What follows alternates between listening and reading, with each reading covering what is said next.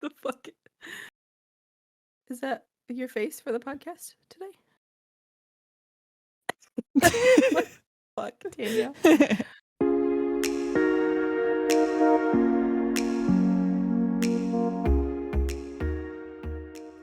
What episode is this? 1! Is it? Season 2, episode 1, baby! Oh my god! This is episode 1. Now we don't have to keep going back to be like, oh, what episode is it? New season.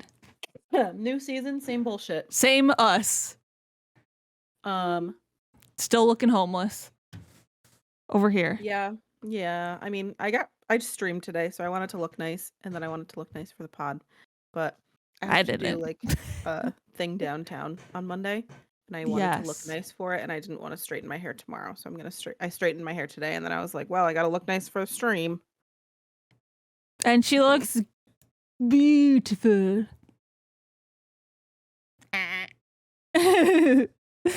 So, how do we start this? I feel like we haven't recorded in years. I know. How are you? How was your day? Good. Busy morning, but good. Yes. How was your day? It was good. I finished a book, played some games. Here we are. And now we're recording the podcast. Good into the day. Yep. Yeah. Yeah. So, since season 2, we're doing some changes. And just a little changes, not too much. But just a few. Mm-hmm. Would you like to tell the people, our 2 fans? Our 2 fans? Well, Danielle's mom. Hi. Hey, Mom. And then our second fan, Mariah. Hey, hi. Thanks for watching us. So a couple, I think 2 major changes, right? That's really it? Just 2. Like our alcohol, we're gonna keep trying that and getting turned off of sniffs. You know, that's gonna stay the Turn off sniffs. And the thing that we're gonna change is we're not gonna do Bookstagrammer of the month anymore because it was just kind of too chaotic. Honestly, we kept forgetting to pick people. And it just wasn't working out the way that we wanted it to, and it just made extra work for us, and it didn't really seem to do what we wanted it to do. Yeah. So I'm not gonna lie, thinking up 3 questions that are somewhat different but somewhat the same every single month. Hard. Difficult. Yes. Yeah. So because it's just But we do appreciate everybody who listens to us, and we love shouting you out. So you gotta listen. We'll still keep shouting people out. Yeah, we'll drag Mariah every day. Yeah, Mariah. I told her not to message me. It's 6:31. She's not gonna message me. Hopefully. Yeah, watch her in the middle message you. She will. Yeah. And then the other thing that we're gonna do is we're gonna try to read a book every other month.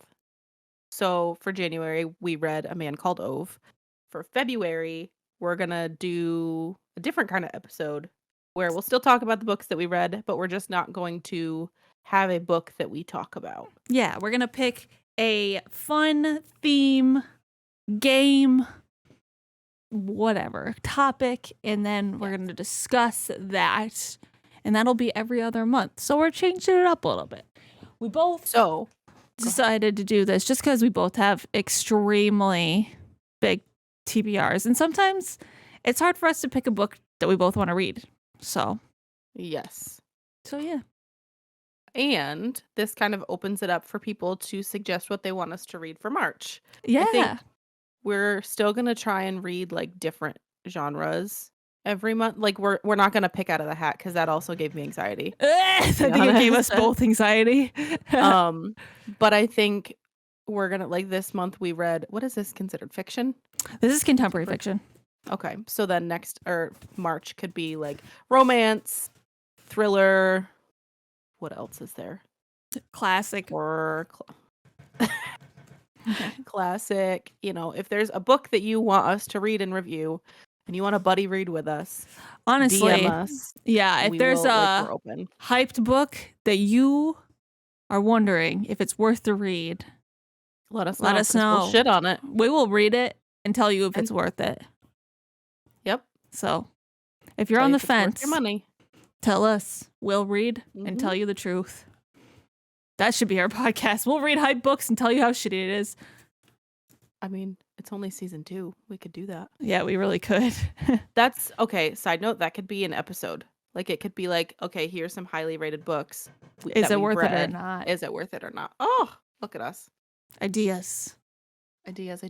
We're also open to like any fun episode ideas too. Like, shout out to Shelf Obsessed podcast, because all of their episodes are like, they don't buddy read a book. They just do something fun every episode. So yeah. I feel like we might be taking some of their ideas and crediting them, of course. However, they just do a lot of fun stuff that I kind of want to do. They're so fun, and they like come up with ideas and like through thin air. They like are like, yeah, we're gonna do this. I'm like, that's so smart. Where do you guys come up with these ideas? So, but they also have been like, the last episode they uploaded this week was they discussed Tomorrow Times 3. So okay. they are doing, but it's not every episode. I think they do every week, whereas we do monthly. Yes. So it's they do that's also why I think they don't buddy read, because finishing a book in a week for both of them, like they both have lives. And I think that they read and then they like pick a book they both read and then they discuss it. But their episodes are also pretty short. They're either 30 to 45 minutes. Where we don't get Danielle and I just don't talk. We don't shut the fuck up when we talk to each other, because we don't we're not actually friends. What? Just kidding. I'm kidding. Ah! I was just kidding. Morgan's gonna cry.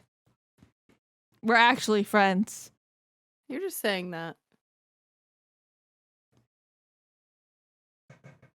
You said we don't talk for the month, so I was like... Yeah, I was saying we don't talk for the month. I was being funny, and then you just pulled out like, we're not friends. We actually are friends. Shut up. Go on. Friends don't share friends. HelloFresh promo codes. They don't love each other. Anyway, we are friends. Awkward silence. It's fine. Oh my god. I'm on edge because we just got out of a phone call with some chaotic humans. So I'm like on edge. Like, those are the only changes we're making to season 2.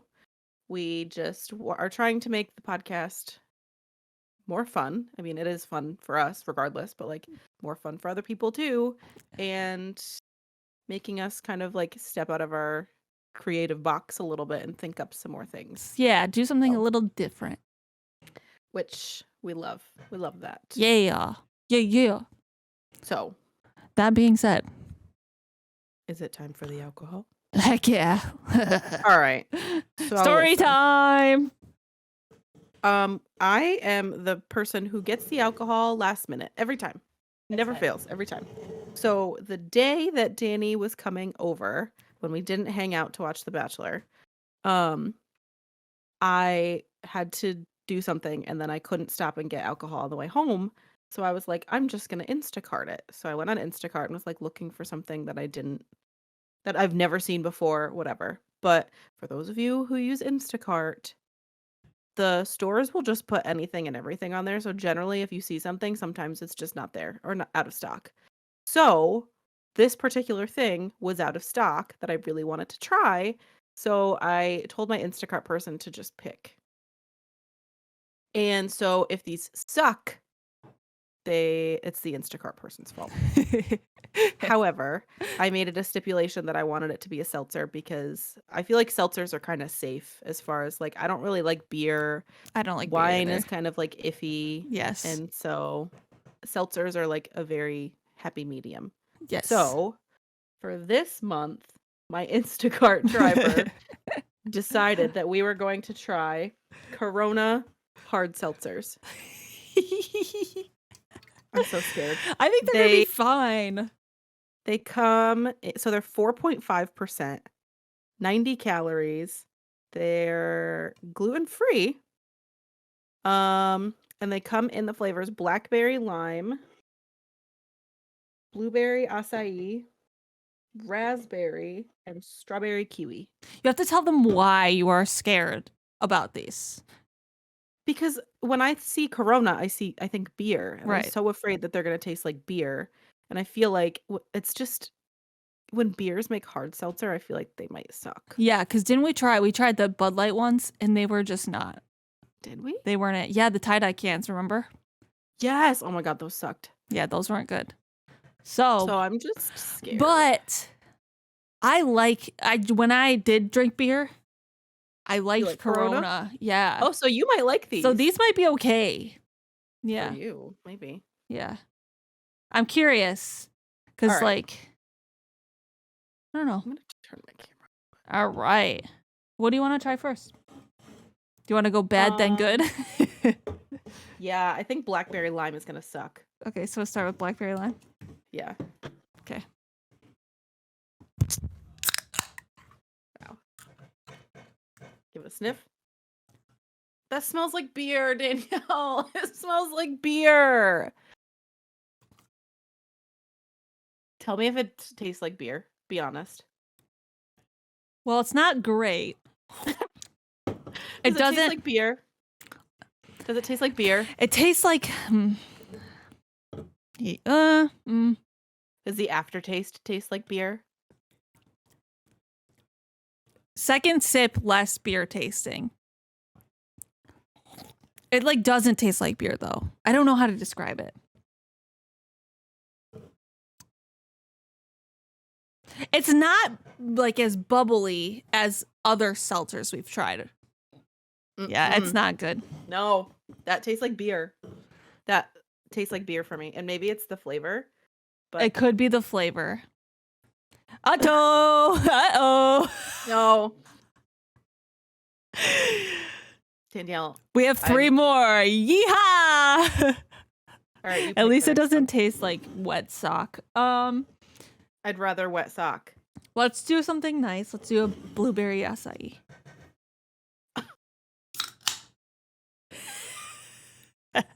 Good thing Josh likes beer. Oh my God, I know. That smells really good. You sniff it first? No.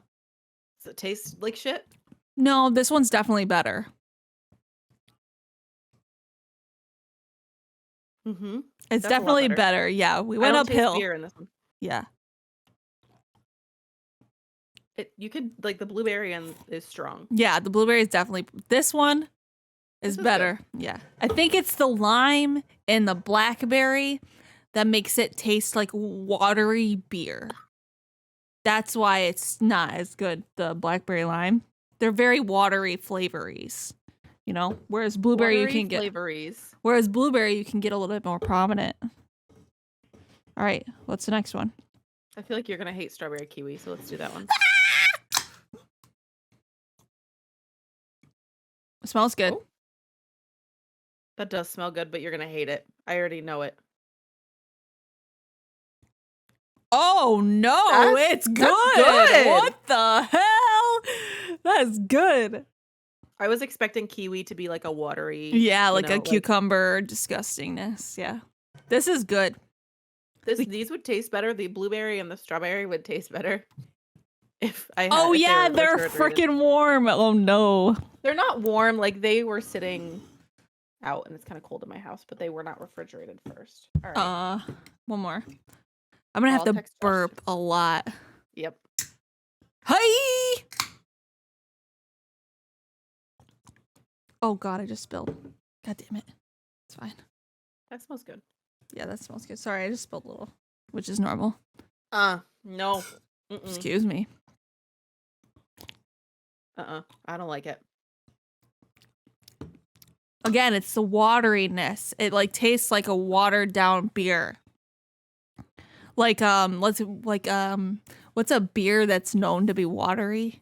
Like drink beer. Like a Bud Light, I think. I don't know. I just texted him. He's playing Elden Ring. He's been playing Elden Ring since 8 o'clock this morning. I know Mike was looking at his computer when we were sitting here and he's like, Josh is playing Elden Ring. I'm like, he got up this morning and played Elden Ring. He took a break. Like, he hasn't been constantly playing. He took a break, but... All right. Yeah. Which one did you like the best? I think the strawberry kiwi is my favorite. I think the blueberry acai is my favorite. I texted him, but he might be. Okay. Ayo, Mikey. Do you want to try? Okay. Whenever.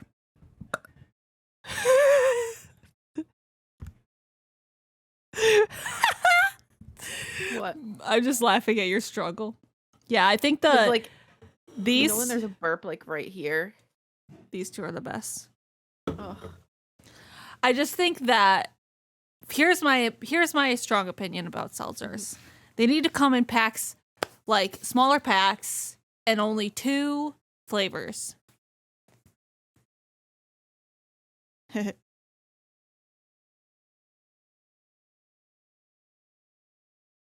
He's into it. He's in it. Yeah, I don't think he can hear me.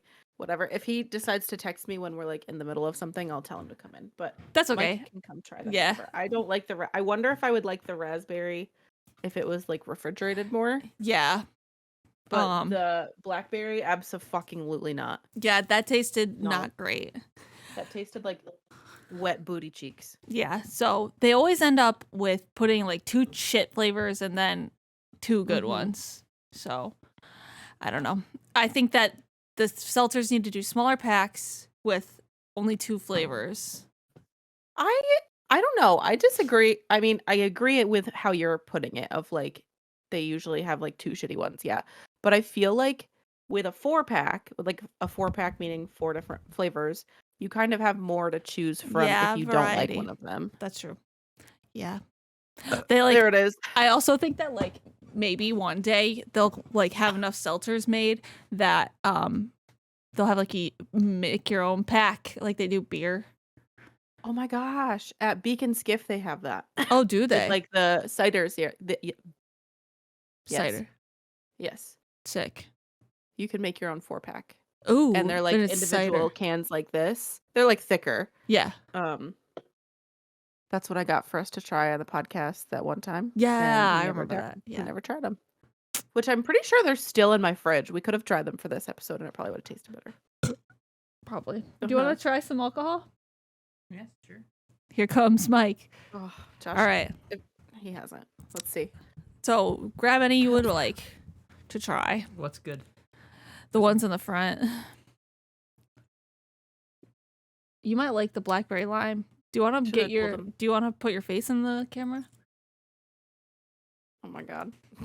This is what homeless looks like. Here. All right, that one's not bad. Which one did you try? Blueberry acai. He's now trying strawberry kiwi. No. I like that one. I'll drink that one. It might be too sweet for... Oh, right. Yeah. I bet he likes the blackberry lime the best. That just tastes like nothing. Yeah, the raspberry. Yeah, the raspberry tastes like nothing. Water. Yeah.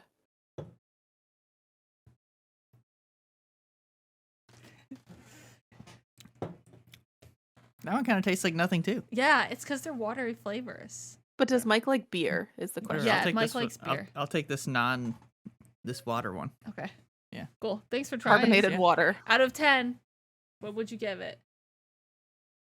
All together, I don't know, probably like a 6. Okay. I was gonna say like 5 or 6. Yeah, I'd probably say 5. They're not great. No. Woohoo! Good for me. I'm gonna have this. My Instacart driver. Whatever. It's gonna hurt. Like I have burps that I can feel. Burpees. Burpees. Yeah, don't get the Corona seltzer. It's not worth it. No, I think they were like a normal, like this was what, a 12-pack, I think. Yeah. And this one is different. Hold on. You want to know what's something interesting? The ones that taste like water are 90 calories, and the ones that taste better are 100 calories. It makes sense because they're like better. Yeah, no. It's because the strawberry and the blueberry one have added sugar. Oh, makes sense. Yeah. And these ones don't. That's why they taste better, because they have added sugar. Yep. Jesus. Wow. Yeah, not worth it. No. But I mean, I think if you like Corona, maybe go for it, but like they don't really taste like Corona. No, I mean they do have like a beer aftertaste, but I don't like beer and I'm very sensitive to like beer aftertaste. So if you like beer, you might not be able to taste it, if that makes sense. Yeah. You definitely do get a beer for me too. Mm-hmm. I'm a wine drinker, so like, yeah. They're all right. Like, I think like if you want a seltzer for the summer, hanging out outside by a pool, they're okay. If you want to get, I think these are like ones you could probably drink and have a good time and not really worry about what you're really drinking. That's true. Yeah. Whatevs. They're all right. Yeah, they're all right. They're right. Better luck next time. Next at time's the rate me. that I'm at. Yeah, at the rate that I'm at, we're gonna try every single seltzer that ever exists. I know, honestly. Jesus. Where's our seltzer deal right now? I know. Like, come on. Just give us good seltzer. Jesus. When we become famous and multimillionaires, we'll make our own seltzers. And they'll be called I don't know. Don't say it on here. We got to patent it first. Right. I don't know any good names, but we'll make the best seltzer ever because we tried them all. And we know what's good. No. And we'll have to have Danielle taste to make sure it doesn't taste like wet sock. Yeah, that's gonna I'm gonna put a wet sock flavor there just it just says wet sock. Oh my god. So funny. Anyway, I'm glad that's over. I was so scared. You didn't have to be scared. They weren't that bad. Oh boy, bye phone. All right. What'd you read this month? You want me to dive right in? Yeah, go for it. All right. I read one book that in December, like after we recorded. Yes. So I'm counting that. I read Hood Feminism: Notes from the Women That a Movement Forgot by Mickey Kendall. And it was essentially about like racism and feminism and how people kind of like it kind of basically explained a lot of intro stuff of like a mom, like a single child on food stamps. You're thinking that they're like a bad mom, but like they're trying to survive. And if they are like trying to work, they might make too much money. So then they're buying their kid McDonald's. So you might think that they're a bad parent, but realistically, like they're buying what they can to survive kind of thing. Long story short, it was very intro and I liked that. I gave it a 4. I listened to it on Libby. Not too much I'm going to say about that. It's just been on my TBR for a while, so I was glad that I got to listen to it. The next book that I read was When We Were Bright and Beautiful, which is the book that I thought you were talking about. Yeah. When I was like, is it victim blaming? And you're like, what? So it is exactly what I expected. Unfortunately, I gave it a 2. It was just, the ending was, I'm looking at my review right now. The ending was shit. There was so much victim blaming. And then the main characters, like, I know that my brother, so I'm sorry. One of the main characters is, arrested for like sexually assaulting his girlfriend or like a girl that he used to be intimate with. And the girl main character is his sister, something like that. So she was like, I know that he couldn't do it. I know that he would never do it. It was definitely like the girl just being dramatic. So like victim blaming stuff. And then out of nowhere at the end, she was like, I know that he did it. I know for a fact that he did it. And gave no proof as to like why. Because I thought she was going to come out and be like, yeah, actually, like he did stuff to me when I was a child and like whatever. So I thought it was going to take that route. And then also, spoiler alert, she was like banging her stepdad the whole time, which ew. It was just too much. It's in my giveaway pile. It's actually right there. So if anybody wants it. And then the next book that's on my giveaway pile is the next book I'm going to talk about. I Found You by Lisa Jewell. I gave that one also a 2. I can't remember if it was a 2 or a 2.5 because I'm looking at Goodreads, but it's a 2 on here. What a bad start to the month. The plot twist was, I know, it really was. The plot twist was super guessable and just a very mediocre twist. Like it didn't have my jaw on the floor. And maybe that's just me, but Yeah, I have a hot take. tell me. So, authors like Lisa Jewell, Mm-hmm. Danielle Steele, she's romance. Who is another author? Like authors that come out with multiple books in one year. Yes. It feels like their plots are just mediocre, you know? Yeah. Like, and I know that you didn't love The Night She Disappeared, right? Yeah, I didn't love it, but I didn't hate it. It was just okay. That one. Yeah, you liked that one a lot. I enjoyed that one, but I read Then She Was Gone by Lisa Jewell, and that was on her backlog, I think, and I didn't like it. And then this one, I Found You, was on her backlog, and I was just like, meh. Like, there's plot holes, and you know me and plot holes and how I feel about plot holes. Yeah. So it just wasn't for me. I'm not going to talk about it. That's the second book that's on that stack right there if anybody wants it. I read A Man Called Ove, which we're going to talk about. I listened to Forever Interrupted by Taylor Jenkins Reid, and that is where my reading picked up, and they weren't shit books. Woo! So I actually really loved that book. I gave it a 4.5. I gave it that because sometimes because it's a romance book. Yeah. But sometimes the romance was like really fucking cheesy, like too cheesy for me. So I just took a little bit away. Yeah. But it's about a woman who she gets married to her boyfriend, fiance. She gets married and they like rush into their marriage. They're like, they think that they're soulmates. And then one night he goes out to like get her something from the store and he gets hit by a truck and dies. Oh, and boy. They were married for like 10 days. Like they weren't married long and they only were dating for like 6 months. So she didn't meet his family. Oh like, my didn't God. do any of that. So it's her coming to terms with like, I'm a wife and I just lost my husband. I'm now meeting my mother-in-law for the first time. I'm now at his funeral, probably. Yeah. So it was, honestly, it gave me all the feels. It was like, it feels weird to say it was a feel-good book because like death. He died. Yeah.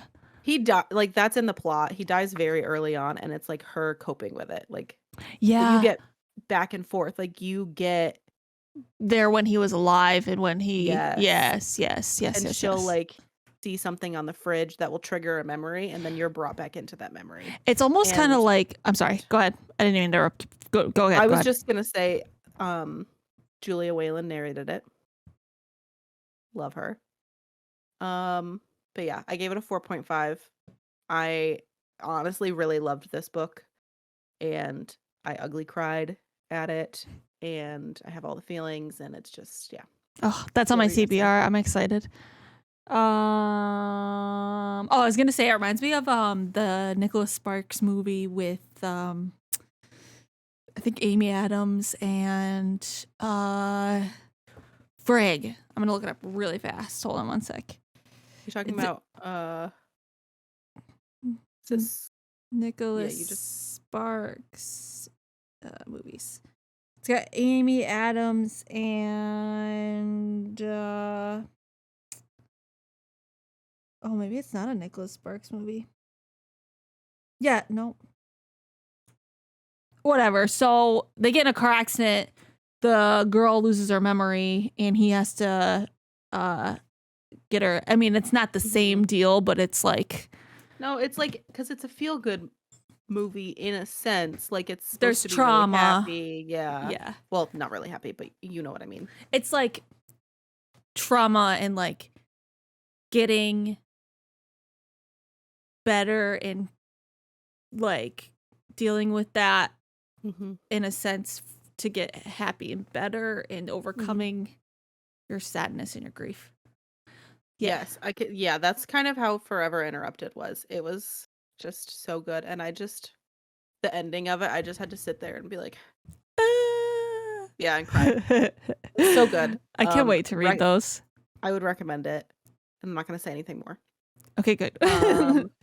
The other Taylor Jenkins Reid book that I read, I also listened to it, actually. I got some Audible credits that I used, but I listened to After I Do by Taylor Jenkins Reid. That was also read by Julia Whelan. And honestly, that book gave me the ick so bad. Like, it was the ick. The ick. And that's the first time I've ever used that. And it was cringy. It was like, ugh, gross. You know, that's so funny because Marias, Alex in our book club, she said that, I think not like a few days before, she told me that was her least favorite Taylor Jenkins read. And then a few days later, my least favorite Taylor Jenkins read. Then a few days later, you're like, I saw you reading it, and you were like, no. And I'm like, oh boy. And I can't really tell you what parts, like certain parts of it that gave me the ick because gives spoilers. Yeah. But the plot of this book is essentially a married couple. They're at odds with each other. They're like not happy in their marriage, but they want to try and make it work. So instead of getting a divorce, going to couples counseling, like very normal things to do when you're like at odds with your partner, they decide to take a year apart. Like they're still married. They can see other people, but they cannot communicate whatsoever. Like they can't talk to each other. They can't text. They can't call, nothing. Can't see each other for a year. And then a year will pass and then they'll come back and be like, do we want to make this work? And Ryan and Lauren are the two main characters, like the husband and wife. Ryan was such a fucking shitbag. Like I was rooting for them to not get back together. I was like, Lauren's going to decide that she like deserves better and it's going to be great. And it just, I'm not going to say anything else. However, the reason why it was just so cringy, one of the reasons why it was just so cringy and it gave me the ick is like, there was a point where Lauren was reflecting on the reasons why like Ryan and her didn't get along. And one of their like main fights was because they didn't have sex very often. Like he was like, oh my gosh, we never have sex, blah, blah, blah. And then it got into like, well, you don't make me orgasm, so why would I want to have sex with you? And I was like, oh, okay.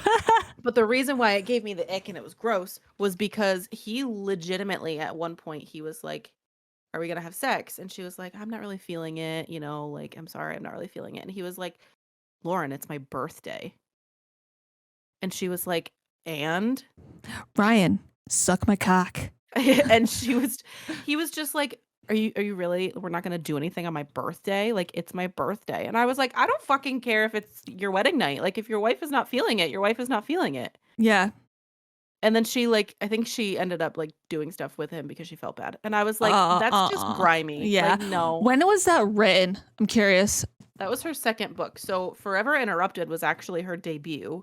And then After I Do was her second. So let me look. 2014. Interesting. Okay.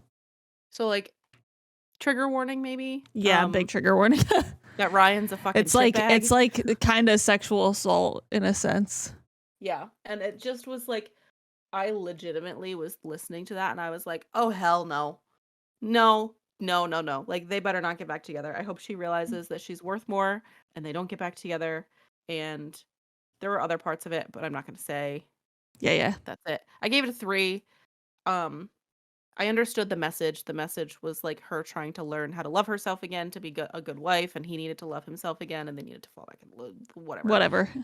But it very much gave vibes of like, if your marriage isn't working, regardless of how it's not working, you need to do better to fix it. And I was just like, some marriages can't be fixed. Yeah. And that's what it is. Like, unfortunately, it happens. Whatever. You know, yeah, people grow older, life changes. It happens. That was the one that I needed to go on my soapbox about. Yeah. I didn't know that Alex read it though. I'll have to reach out to them. Oh yeah, you should because yeah, cringe. You should. I have 2 more books really to go over. I listened to a novella by Frederick Backman and it was Every Morning the Way Home Gets Longer and Longer. It was only an hour. It was very, very short. I cried in that hour. So it was about a grandpa who's like sitting on a bench with his grandson and he's slowly like his mind is slowly decaying because he has Alzheimer's. And his books, man. It just really like I'm gonna cry. It hurt because of like me losing my grandma too. And like the kid was young and he knew that it was happening. And at one point he said, if you forget me, Grandpa, like that's okay. I'm a really cool person to know. So I'll just introduce you and you'll love me again just fine. And I was my heart. So cute. And it was a really great read. I think there are parts because I was listening to it at work. There were parts that like in the beginning I couldn't figure out what was going on because I was multitasking. Mm-hmm. So that's why I gave it a 4.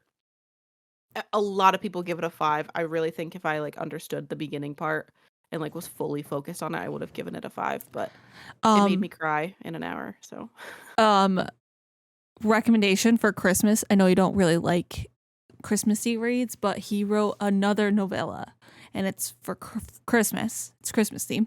It's called A Deal of a Lifetime, and it's another novella, and it's an hour. And like I'd be able to like ease my way into a novella, like a Christmas novella. Like I'm not gonna read. So good. I think if you liked that, you would like this. So it's really good. And I listened to it on audio and it was really good. And I cried. So I think you should listen to that. So put it on your radar for Christmas. All right. Remind me next Christmas. You got it. I'll probably forget. Actually, no, I'll be like, you'll be in the midst of reading The Winners, and I'll be like, hey, I mean, not The Winners, Beartown, and I'll be like, hey, Morgan. You also have to read this. You should read this. She's not going to read the Beartown. No, probably not. One day she will, though. No, maybe. I think you'd really like that series. Maybe. We'll we're getting Morgan into Frederick Backman. No.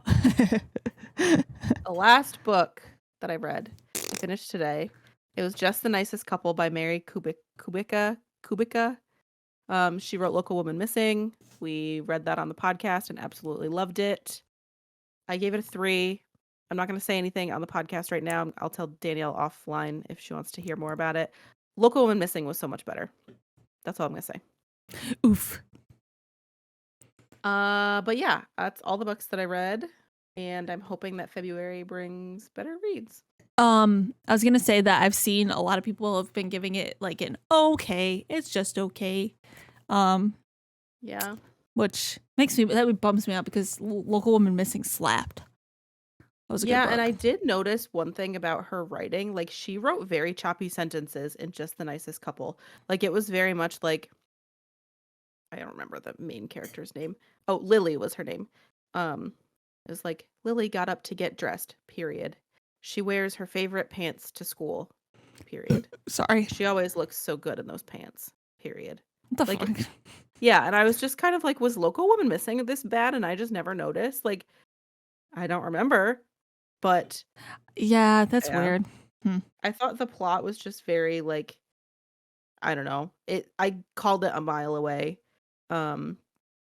And the reason why I didn't give it lower than a 3 was because her writing style, once I got past like the choppy sentences, kept me intrigued and kept me in that like book anxiety of like, oh my God, I need to know what's happening. Yeah. Like I was like ready to fall asleep and I read like a oh my God, end of a chapter, cliffhanger. And I was like, I have to read the next chapter. I have to keep going. It was really good. Or no, it wasn't. It wasn't really good. Dang. I don't know why I said that. It makes me sad. Yeah. I'll listen to it one day, maybe. You could borrow my copy. There might be a chance I do that. Okay. Oh, right. Well, I started off not great as well, which is a bummer. So tell me.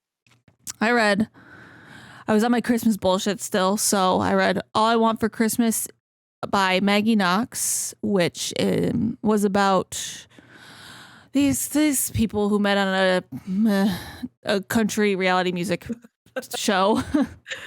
Oh no. It was not good. Let me tell you, main guy was still in the closet and he didn't know. He didn't know yet. Man had a chihuahua that was gluten-free and his favorite hobby was knitting, which is fine. Straight men can knit and have a chihuahua. just the way she wrote him. I was like, my man, my lady, I'm not sure if this man likes women. Yeah. But anyway, the characters were sweet. He was cute. But it was not for me. I was like, oh my God. I just want Christmas to be done now. I gave it a 3. Very generous. 2.5 maybe on a good day. You're never going to give a book a 2. Oh, I have before. I probably will. Then I read All the Dangerous Things by Stacey Willingham. I gave that a 4. It's way better than Flicker. Mm-hmm. Can't agree.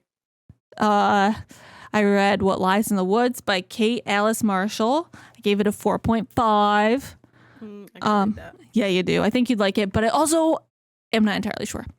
Okay. Then I read The Undertaking of Heart and Mercy by Megan Bannon, and that was part of my 12 and 12. And I loved it. It was so good. I was like, oh, wow, I'm so glad this was suggested to me because I absolutely adored it. And now I'm like really excited to read the rest of my 12 and 12 because I'm like, I've never heard of this book. And I was like, you know what? Yeah, let's do it. Let's take a shot. And I loved it. So I was like, wow, I'm really excited to keep going. So 12 and 12. Recommended it to? My friend Bethany, her handle is I'll Stop the World and Read with You. Really good. Shout out. Yeah. And so I posted my review the other day and the author posted my picture on her page. Yeah, it was really exciting. And she said, I really liked the part where you said that my book is unicorn sprinkles and rainbow farts or something. Oh my God. So yeah. I love that book. It was really cute. It's a romance and fantasy, so Morgan wouldn't like it. But if you like those two genres, I highly, highly recommend that book. Really good. Then I read Locust Lane by Stephen Amidon. It's all right. I gave it a 3.5. On my bookshelf. It was all right. Like, I think you'll like it more than I liked it. Okay. It's more your type of book than me. You know, I like books that are like literally unicorn farts and rainbow sprinkles. Yep. It's not unicorn farts and rainbow sprinkles. Yeah. Yep. But I like it. I'm glad I read it because it was good and I was curious about it. So, and we love sharing books that I get shared with. So I'm always willing to give Morgan my books. Always. Then I read A Man Called Ove. We'll talk about that later. I read Take a Bow, Noah Mitchell, which is a LGBTQA book, IA book. It's about Noah, and he is a video gamer, and he wants to meet his friend who plays video games with in real life, and circumstances happen, and he ends up meeting him through a play his mom is in. And it's just this whole shenanigans, and it's cute. I want it to be more video games. Yeah. It's a lot more musicals than video games. But still super cute. I liked it a lot. Not a lot, but I gave it a 3. Then I read The Martian by Andy Weir, which is in this thing. I'm doing all these little things to help me get through my TBR faster, my physical TBR faster. And Mike, had Mike rep 12 books for me to read, one every month.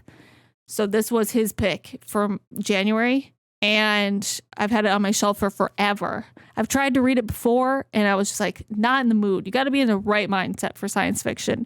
Guess I was in the right mood because I gave it a 5. That book's so good. I'm so mad that I didn't read it sooner because it's so good. It's like, you know that we read a science fiction for our book club, and it was more fantasy science fiction. This was like science fiction, and it's like kind of realistic. So I loved the main character. He was like super intelligent, but he was funny. He was so funny. So like, just an example, he gets stuck on Mars, and he has to survive on Mars until NASA can figure out how to get his ship back to save him. And so he doesn't have communication with NASA, and then he figures it out, and the whole world can see what they're communicating, and he ends up sending boops to NASA, and it gets broadcasted all over the world, like B like 80008. Oh my god. It's so funny. Like he's like super smart, but he has like the humor of a 12-year-old. So it's like really good. So it's like super witty, and like I liked that it was super scientific, and like everything that happened, I'm like, how is this man gonna survive? And then like he does things, and I'm like, wow, I would never have thought of that. And I'm like, makes me so interested in how like Andy Weir comes up with things like that. Like books like that, I'm like, these authors are so smart. I would have never in a million years thought to be like, this is how he's going to do this. And because of this science and this chemistry. Yeah. And I'm like, it was really, really good. And apparently in the author's note, the book was supposed to be about math, and it ended up being about this man surviving on Mars. Wild. Oh. Yeah, wild. Interesting. Great book. If you have not read that one, really good. It makes me really excited to read Project Hail Mary, which he is the author of as well. And then I read The Rose Code by Kate Quinn, and I gave it a 4. Don't know why. It wasn't a 5. Oh. It was a 4.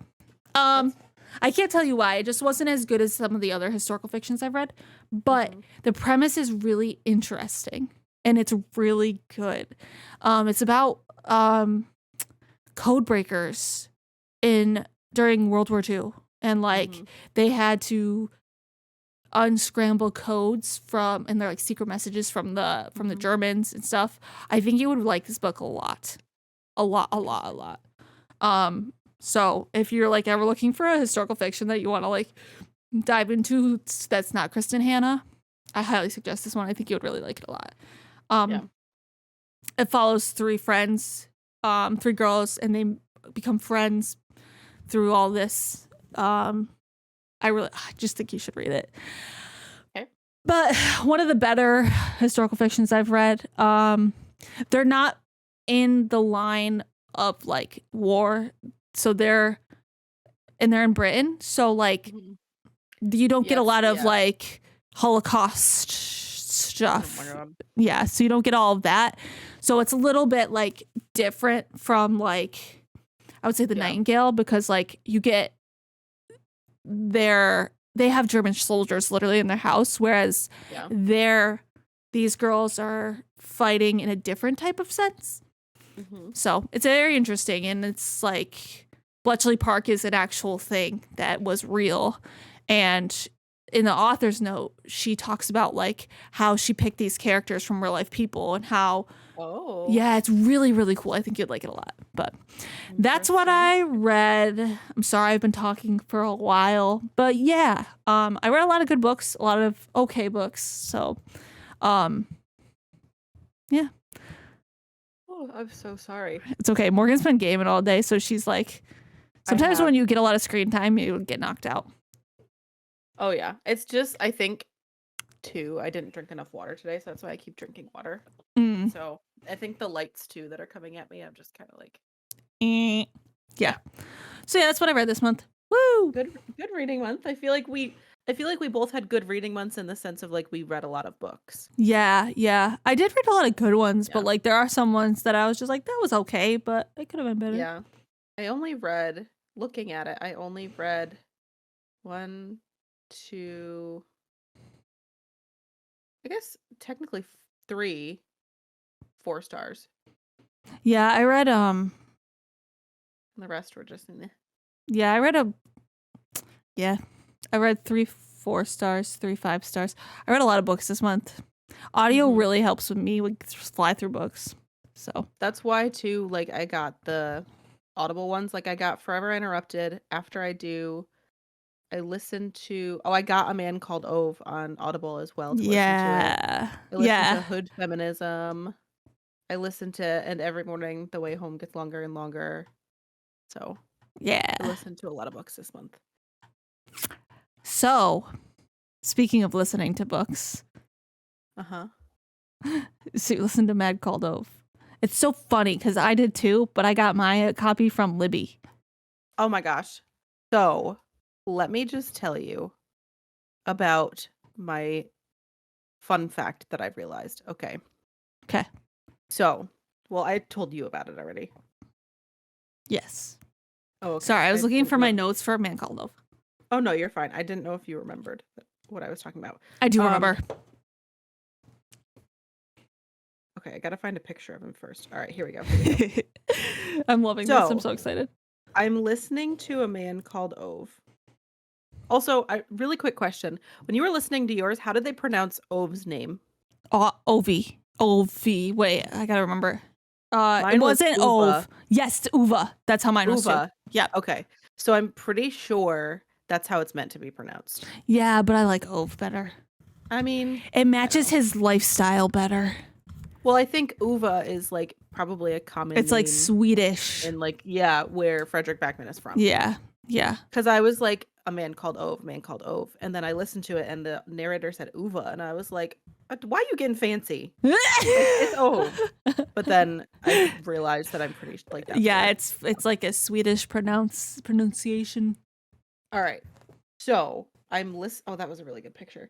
I'm listening to A Man Called Uva.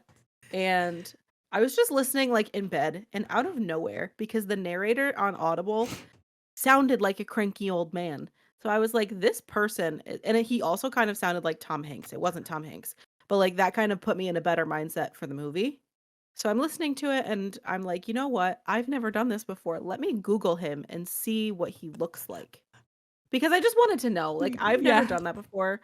And so I Googled him because his name was like on the thing and his IMDb popped up and I was like, damn, like a narrator with an IMDb, like that's kind of cool. And for people who don't know who narrates it, his name is J.K. Simmons, which to me and you, like, I have no fucking clue who that is. Means nothing. So I look at his IMDb and I'm scrolling down and I'm like, oh, he was in a lot of things that like I've seen. Like, who is this person? And then I see that he was in Spider-Man, okay? All of them. All of them. Old ones, new ones, remade ones, all of them. Okay? Do you know who is narrating my audiobook? Oh my god, now his picture went away. I know who it is. Oh my god. Oh my god, oh my god, oh my god, oh my god, oh my god. The Hook. The Hook. I'm so sorry, his picture went away. So the person who is narrating my book is the actor who played J. Jonah Jameson on Spider-Man. Now, if you don't know who that is, right off the top of your head, it is the news anchor that always wanted pictures of Spider-Man. And it was like, Spider-Man's a menace. We need pictures of Spider-Man. And for reference, this is him. That was so good, Morgan. Right? It was so good. Yeah. That is who J.K. Simmons, he on Audible, I swear on my life, that is who narrated it. And I was home alone and it was like 11 o'clock at night when I figured it out. So I texted Danielle and I was like, I need to tell somebody this. And I had to like, of course it was over text. So I had to, you know, build up the story as I just did. But I was mind blown. I was like, I need to start Googling my narrators. That's so good. I feel like I listened to it on Libby and it's a different narrator, and I thought that person did a great job. But like, imagine like listening to that probably was so freaking good. I couldn't unhear it after I knew it was him. Yeah, you're too. like, oh my god. And when when Uva would start yelling, like when he would be like, hey, get over here. Like his like Spider-Man thing would come out and I would be like, I texted Josh one time. I think I was driving to go and see him at his mom's house. And I was like, all right, I'm on my way. I'm going to listen to all the reasons why Spider-Man's a menace. And he was like, what the fuck, Morgan? Like, it was just such a cool experience because I realized it very early on. Mm-hmm. And it was such a cool experience. Like, I'm still mind blown. So, I mean, I know you said that the Libby version was good too, but like, spend the money and get the Audible. Yeah, yeah. If you're a Marvel fan, like, get the Audible. Oh, That's what it is. If you don't give a shit, save your money and do Libby. It's so funny. I could just imagine him being like, idiots. Let me see if I can find. Hold on. I don't know if you'll be able to hear it. Get out of here, you dead cat. Man. Oh. I'm getting all my feels again thinking about this book. I'm getting all my feels, Morgan. expecting her to nod her agreement. But she doesn't, of course. The cat sits next to Ove in the snow and looks like it absolutely agrees, especially with that bit about not being allowed to go to the toilet in peace. I don't want to give any spoilers. Let me go back. No, I don't think that was any spoilers. 3. A Man Who Was Ove and a Bus That Never Got There. Don't play that one. Every man needs to know what he's fighting for. That was you can hear it a little said, bit. I wish I knew like where he like yells. Yeah. Yeah, like he's curmudgeon. Yeah, if I find it offline, I will send it to you. So Morgan. Yeah. Do we want to reveal what we gave this book? I have to. Do you have to read the synopsis? Oh, shizzle. Sorry. Oh my God, Danielle really wants me to show her that I gave this book a 2. Yeah. All right. A Man Called Ove by Frederick Backman. A grumpy yet lovable man finds his solitary world turned on its head when a boisterous young family moves in next door. Meet Ove. He's a curmudgeon, the kind of man who points at people he dislikes as if they were burglars caught outside his bedroom window. He has staunch principles, strict routines, and a short fuse.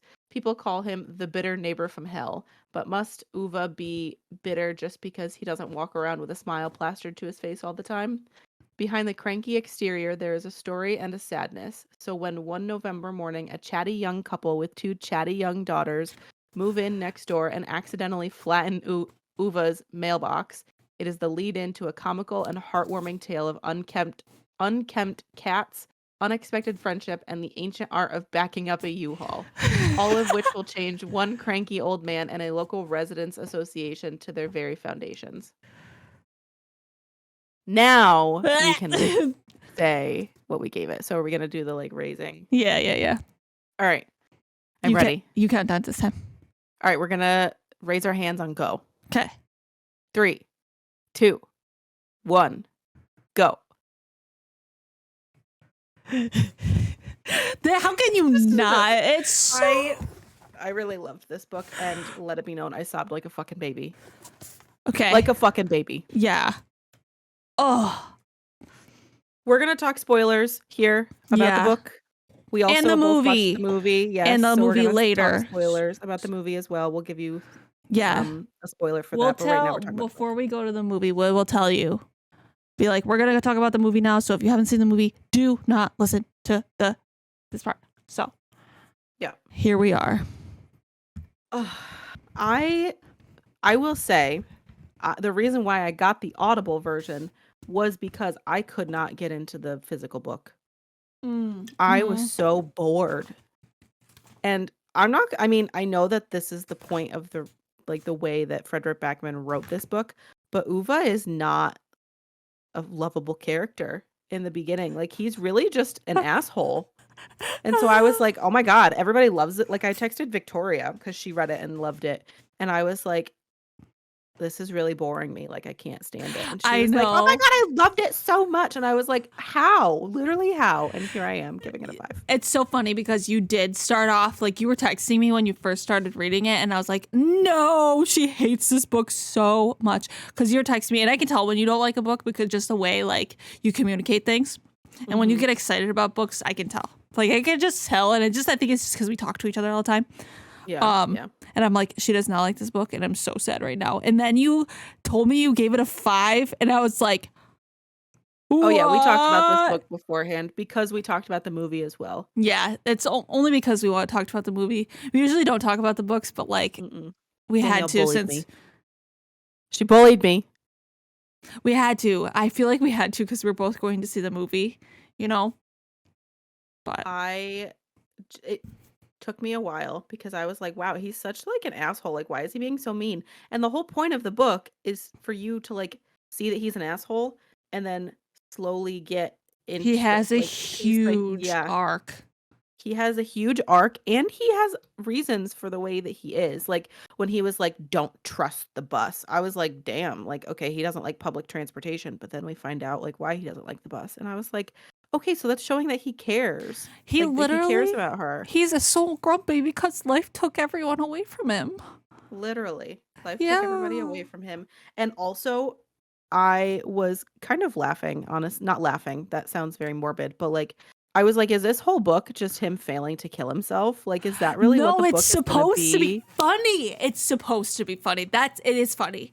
Cause like, oh my gosh, yeah, like the first part where he tries to hang himself and he falls because the hook couldn't hold him.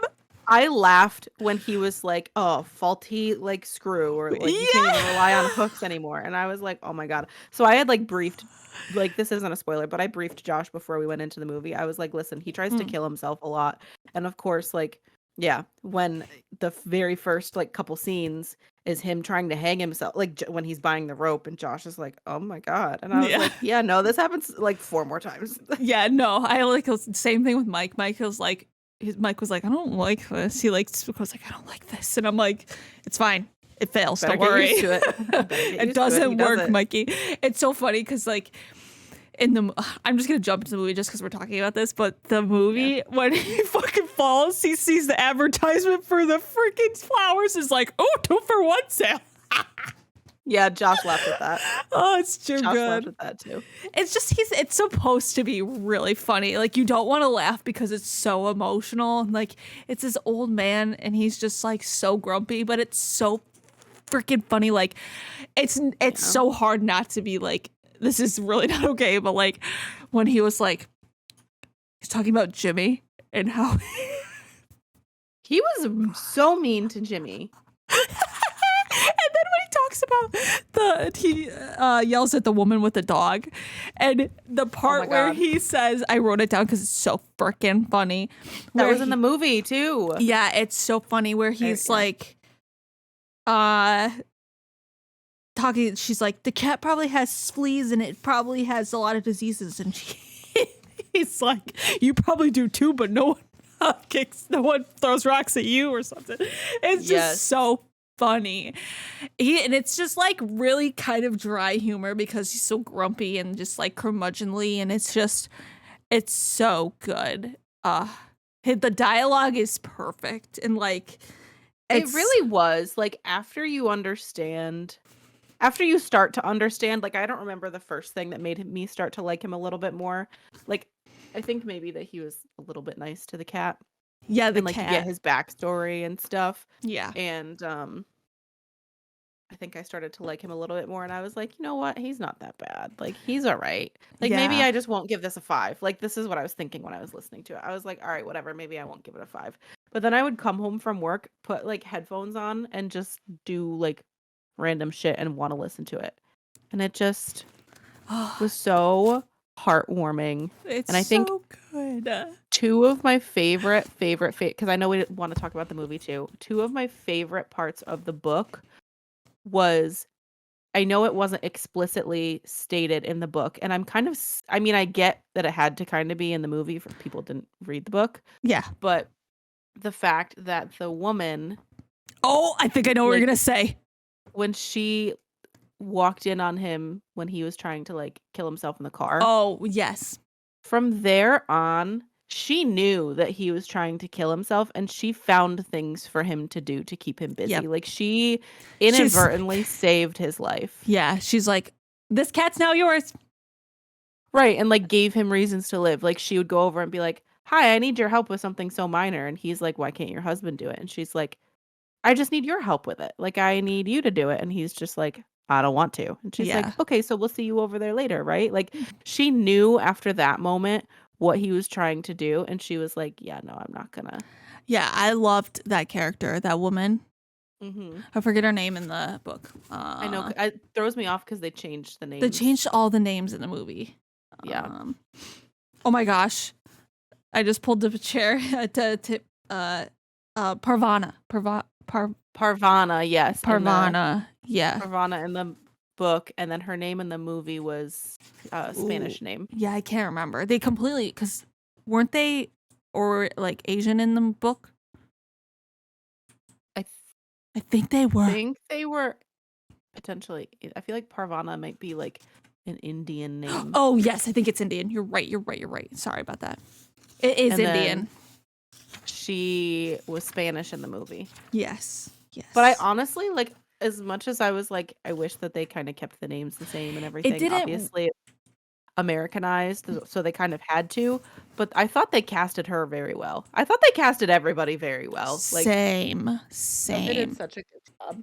Me too. I agree. What was your other favorite part? I have 2 other favorite parts actually. Okay. Sorry. That's okay. My other favorite my other favorite part was I fucking sobbed like a baby at this. But when he was buying the iPad, like that's what was happening in the beginning of the book when he was buying the iPad and then the little girl was like, "Thanks, Grandpa." And I was like, yes. "Are you fucking kidding me?" Yes. Oh, I literally messaged Trista and was like, when that little girl called Ove Grandpa, I lost it. That was like, I'm like, my heart. Oh, yes. 10,000 times yes. Oh, man, that was so good. It was just like, and then the drawings that they gave him. Oh, my God. So good. I feel like the more that I keep saying, like I have now another favorite part of the book. Like it's just so many favorite parts of this book. It was really good. It's just all of it's just so good, and it's so like, oh, it's just so great, and it makes me so happy. Like it's like emotional, but it's a hug. It is. It's it is. So it really is good. It's like I will read this book again. Mm-hmm. And it's been sitting on my bookshelf for so long. Same. I got this from and I've been wanting to read it obviously because I love Frederick Backman because I think my first book by him was Spare Town. So like I have to read his other ones, right? But yeah, no, this was really, really good. Well, can I tell you a few of my favorite parts? Yes, go for it. Okay, so first off, the quotes in this book were so good, and they made me sob. So like, one quote: "People said that Ove saw the world black and white, but she was color, all the color he had." You just burped. Oh my God, you just ruined it. It's so good. And I was just like, oh man. But yeah, no, like just the way that he saw his wife and like did things for her, like when she got paralyzed and was in the wheelchair and he lowered the kitchen counters and like he brought her to work. He literally like carried her to places. It was just so good. But the one thing I wanted to point out, and I could be wrong, and it's mostly a question, but like it's a part where I really like. When they talked about Rune and Ove's friendship and how what they did when they were growing old in the neighborhood to make the neighborhood good, and when they talked about the woman who had a boyfriend who physically harmed her, and how they chased him out of the house, and they like basically saved this woman and her child's life. You know who that kid was, right? Yes, it was Jimmy. Yes. I was like, ah, and then it like goes into how Ove and his wife Sonia end up like inviting him over for lunch all the time and taking care of him and like and then I was like, oh my gosh, and like when Sonia dies, Jimmy ends up going to Rune and I can't remember her name, but their house instead, yeah. But that was like one of my favorite parts. I was like, oh my gosh, they saved Jimmy. It all connects. So many it did. It had so many moments where this was another book similar to The Nightingale that the last chapter absolutely fucking destroyed me. Like, obviously, I was very sad. Like, spoiler alert, obviously. But he dies. And when he went out after the kid's birthday and, like, got stabbed or whatever or, like, whatever happened when the people, like, the burglars, I literally was sitting on my couch and I had tears running down my face. I was like, he is just now finding his will to live. Like, why are we going to kill him now? And then, obviously, he was fine at that point. But then I was, like, mentally preparing myself right now to relive this. But when they woke up and not Sonia, Parvana and her husband Yeah. were like, oh, Ove hasn't like been outside yet. I was just like, it happened. No. It happened. Oh. Oh, tears in my eyes right now. So I Yeah. would like to share with the class. These two pictures were taken 3 minutes apart because I have the timestamp. Okay. So this was me listening to the last chapter. All right. We ready? Mhm. That's picture 1. I don't know if you can see it. See my fucking tears. That's picture 2. You can tell that I'm like very just done with feelings. Like it hurt my heart so much, but it made my heart feel so much at the same time. So Like, good. he turned out to be such a lovable character. Like, once you understood his backstory and understood why he was the way that he was. But then 2, like his relationship with Parvana and her kids, and like it just turned into like I feel like exactly what he needed. Yeah, he like got the love that he needed to like he learned to live. Yeah. Mm-hmm. And just like from small acts of kindness and like just being neighborly and like oh, it's just so good. And like the cat and him calling the cat annoyance. And when he goes to the frickin' graveyard and talks to Sonia and he's like, well, I have a cat now. And then he brought the cat there too. Yeah. Oh, and the way they did the cat everywhere. I know, like he was like, I gotta go to the hardware store, so I'm gonna bring the cat with me, and he puts the fucking newspaper down in his car. I also another part that just made me sob. Like obviously, the entire last chapter made me sob like a baby. I said that already, but once I keep on saying Sonia, when Parvana is with him, like after he dies. And she said, tell Sonia thanks for the loan money. For the loan. I think it's more so like thanks for the loan because they took him from her.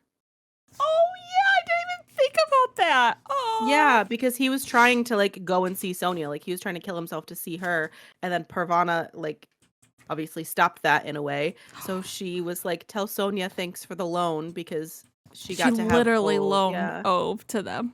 Yes. Oh my god, that destroyed me. How about I have goosebumps right now. How about in the book, like at the very last, like when they showed Ove's house to like the new couple, and they literally like the man is literally like Ove, and he's like he comes in and he has a sob. Yeah, I mean at that point you just gotta like it's so good. It's also good in the way that everything like I said, everything the way that connects. It was just such a really good book.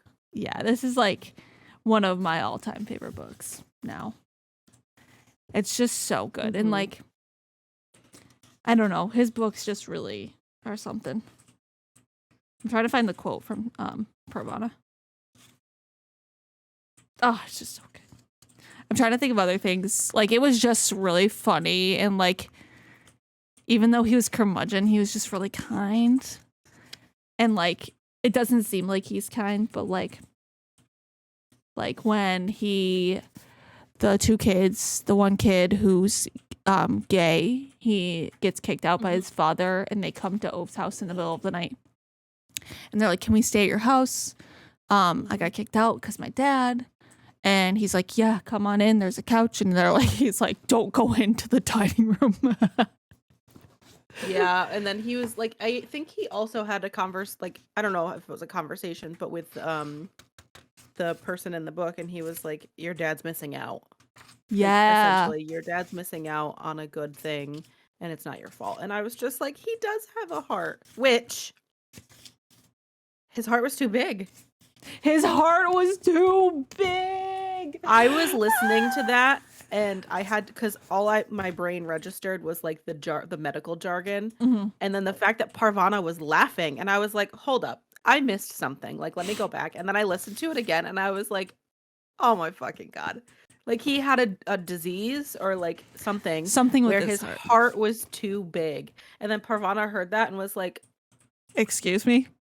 His heart's too big. Have you met him? Do you know who this man is? Do you know who this man is? It's just so like just the little things and like, God,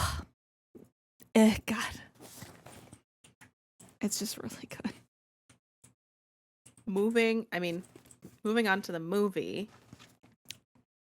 Bro, is there anything else that you wanted to say about the book? No, I just really, really loved it. And like, honestly, I didn't expect to love it as much. Because like, I think I had a very similar experience to you. Where I started reading about Ove, I'm like, man, this guy is angry. Like, this guy is fucking pissed. This guy is mad. Chill out. Yeah. And I was just like, oh, you know what? The part that got me? And I was like, I got all the feels. So when Ove builds the bookshelves for Sonia and Mike built me a bookshelf, I literally lost it. I was like, oh my God, the feels. So, yeah.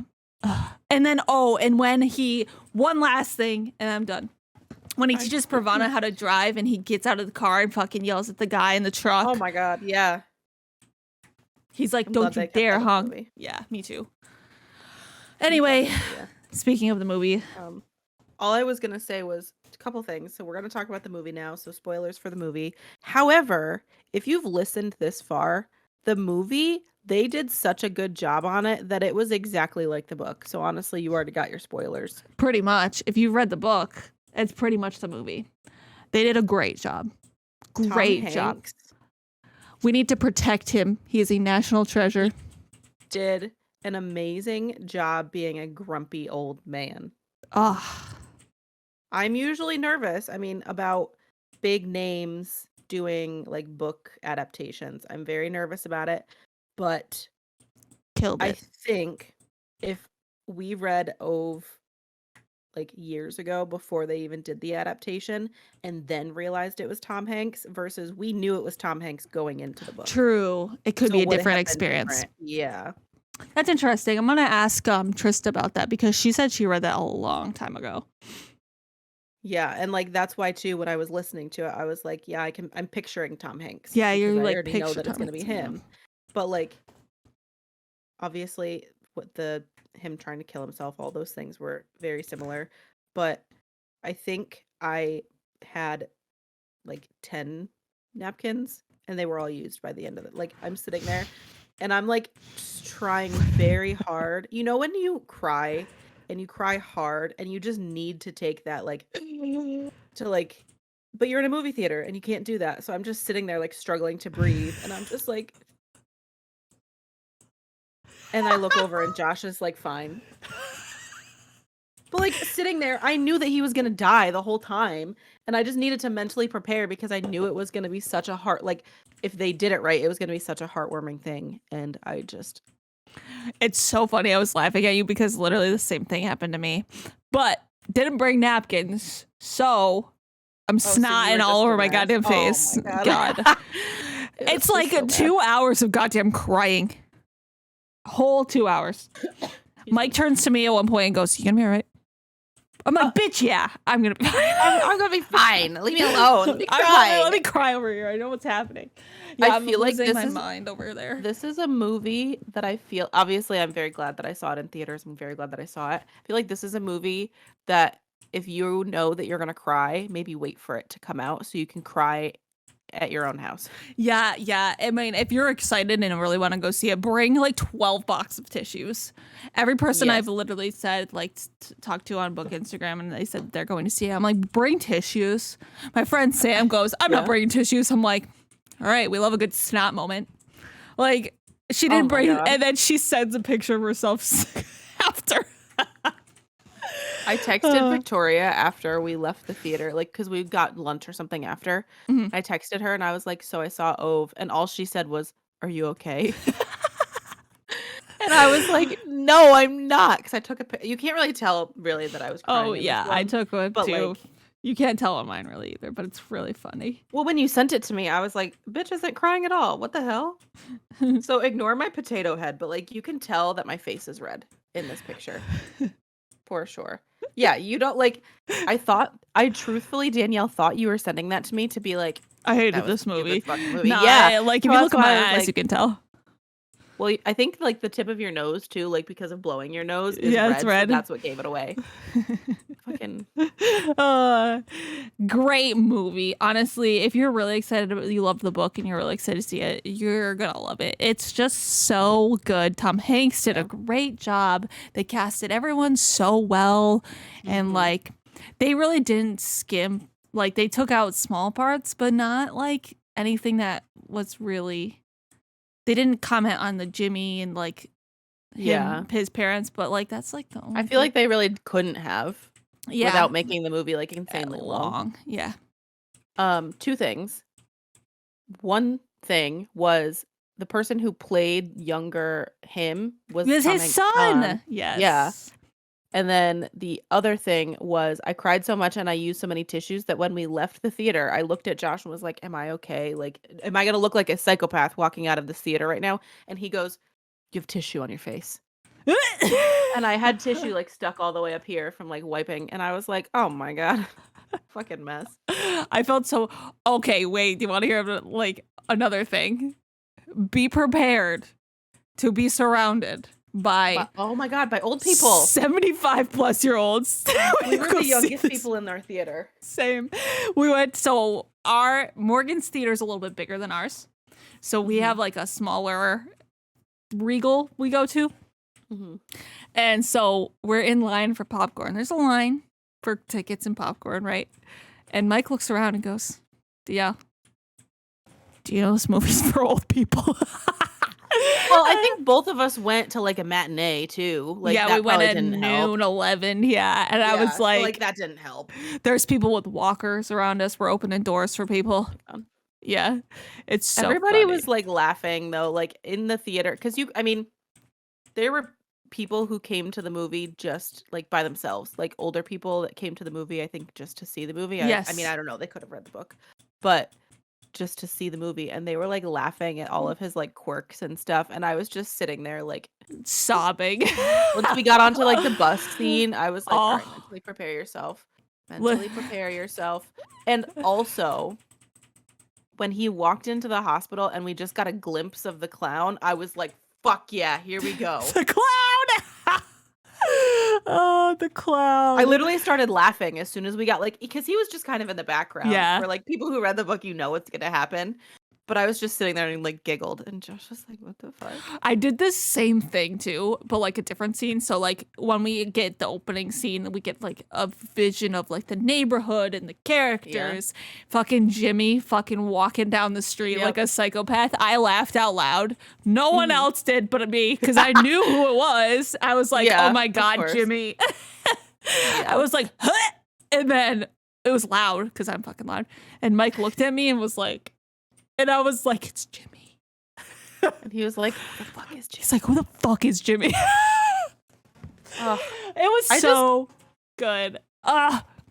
He just did, Tom Hanks, I will never stop saying, Tom Hanks did such a good job. And he just embodied the like, no, that's wrong. Like, I got to do it. No, that's wrong. I got to do it my way. But the one thing, because obviously I'm a fucking snot fest. You were a snot fest. Oh, yeah. Mike wasn't fucking phased. Josh wasn't fucking phased. The one thing, of all things in this movie, Danielle, of all things in the movie, the one thing that made Josh tear up just the fucking tiniest bit was when he went over to, I can't remember his name in the book, but Runa's house. Ruben? Ruben, yes. Stop, this is so funny. Go ahead. When he went over to Ruben's house and he was like telling him about all the shit, and he was like, I'm gonna help you, like I can't let this happen to you. And then after he made it happen, and then he came into Ruben's house and he was sitting next to him, and he like put his hand and like moved a little bit. Josh was like, that's what made Mike cry too. Oh my God. I was like, what did like you get misty eyed? And he's like, yeah, when his friend like moved his hand. Well, I was like, are you fucking kidding me? Like, he legitimately died. Nothing there? You really? did? Are you sure? I thought you did. No, you said. Oh, I knew he was gonna be like, Danielle, don't tell people I cried. What? I thought you said that to me. Now we're arguing. I don't think so. I swear that's what you said to me. Yeah, because he doesn't want you to tell the world that he cried at a movie. What are you playing? Are you playing Minecraft? Do your podcast. Anyway, yeah. Just so good. Yeah, it was really good. I was out for the count for the rest of the day after that movie because I came home and took a nap. I napped so hard after because when you cry for 2 hours, you're giving yourself a headache. 1. Yeah. 2, you're exhausted from crying for 2 hours. So yeah, I was like, I gotta take a nap. I can't do it. I'm dying. I have the worst headache. I gotta nap. I was right there with you. Literally Worth it though, because great movie. I can't name another movie that I've cried that hard watching. Like the entire movie. Like it was tears of happiness and tears of sorrow and tears of I don't know, like I don't think so. I think too, like in going into the theater, I was talking to Josh and I was so excited to go and see it. I was really excited that he like was interested in the movie too and wasn't just going just to be like, yeah, whatever, I'll go with you. But we were going up the escalator to go up to like the top floor and I was like, Josh, I'm so excited. I haven't been this excited to go and see a movie that I've read like ever. I've never been this excited. And he was like, Morgan, what about Where the Crawdads Sing? And I was like, oh yeah. No, I think I'm more excited to see this. Oh, really? Yes, because I think it was because I knew that Tom Hanks was going to do a good job. And I think I loved, like, Where the Crawdads Sing was a really good story. But A Man Called Ove made me cry. Yeah. And, like, made me feel things. So I think that's why I was like, I'm so excited to see this put into, like, something. Yeah. Yeah. I know. So. I was like, so I feel like the same thing. Like, I was like, Mike, will please go see this with me? And he was like, yeah, of course. And then we came out and I was like, so what did you think? He was like, yeah, it was really good. He liked it. And I think that was like a win for me. Because, like, that's not a Mike likes killing movies. Like, he loves Die Hard and, like, fucking Top Gun and shit, which Top Gun's a fire movie. Yeah, he likes, movies. Like, shooting movies. So, like, when he came out and was like, that was a really good movie, I was like, yeah! Yeah, I kept asking Josh, too, when we left. I was like, did you enjoy it? Or are you just saying you enjoyed it because, you know, I enjoyed it? He was like, no, I actually really enjoyed it. Like, it was a good story. And I was like, oh, good. Yeah, we're surrounded by 75-year-olds and we're like fucking sobbing. Yeah. Oh my god. And then I know I told you and Mike this, but when Ove tries to kill himself on the train tracks and the other train comes through and like it was like meant to be really loud, there was this fucking lady in the theater who screamed at the top of her lungs. Like it was like she was scared. She was like ah! So fucking loud and I just was like, bitch.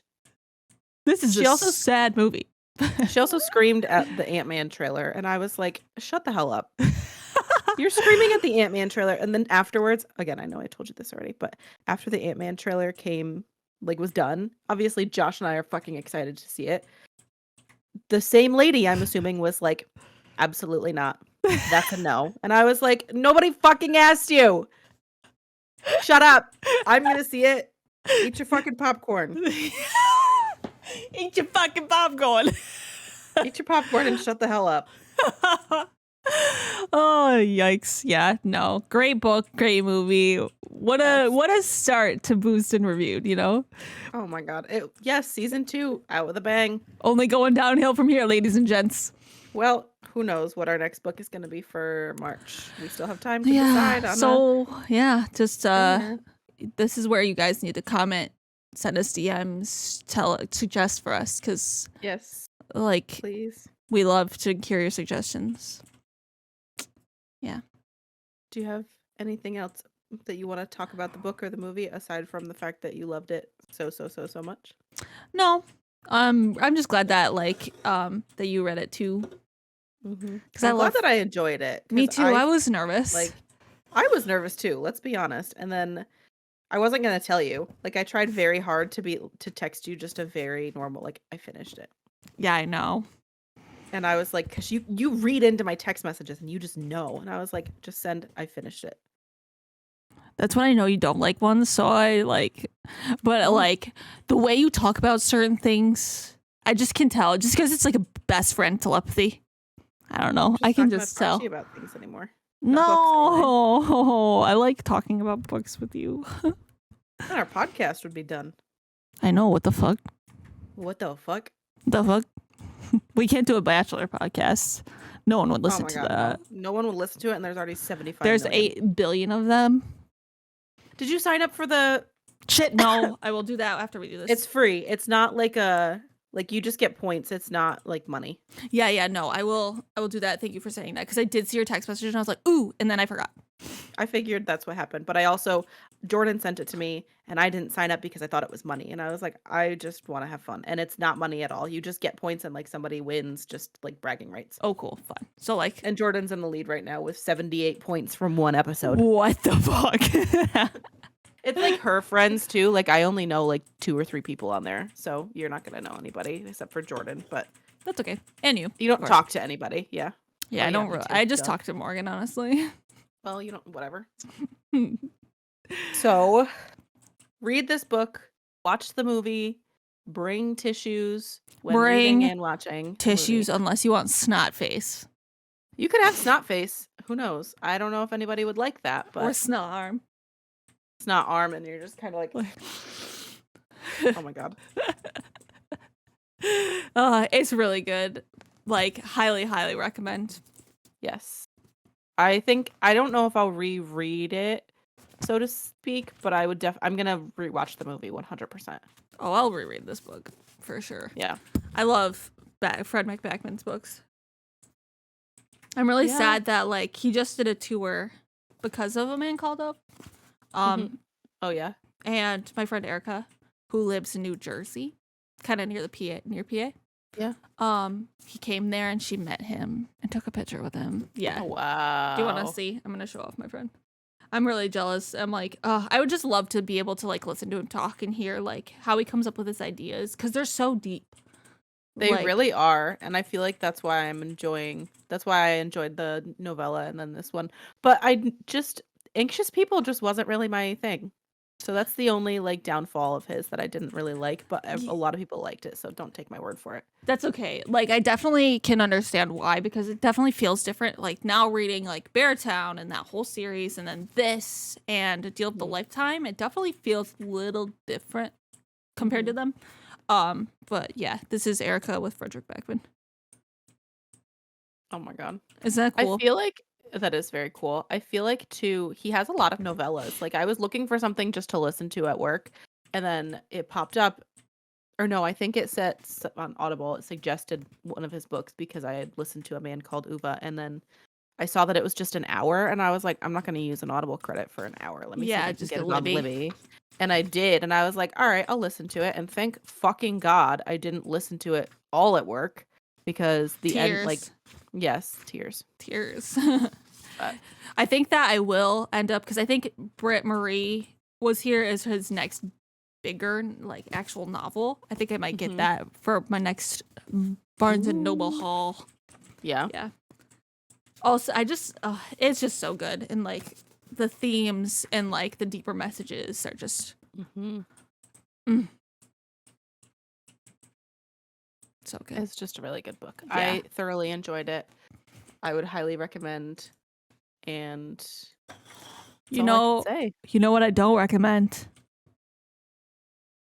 Corona seltzers. This shit, yeah, don't recommend. As she jiggles like an empty one. Yeah, I have been drinking it. Listen, I enjoy chatting with you. Sometimes when you enjoy having a good conversation with a friend, drinks flow a little bit easier. They do, even if they taste like shit. Even if they taste like shit, you're so right. All right, is there anything else you want to say? No. All right, so where can they find you? At Bookmorgs. BOOKMORGS. That's right. Where can they find you? Danielle reads. DANIALLREADS. Boom. I didn't have to do it myself. Nope. I always want to mock you in doing it, but I'm so afraid I'm going to fuck it up, so that's why I took it. Because you always do DANIALLREADS. I did it! Good for you. Okay. High five. Oh, yeah. Okay. See? That was just delayed. Killed it.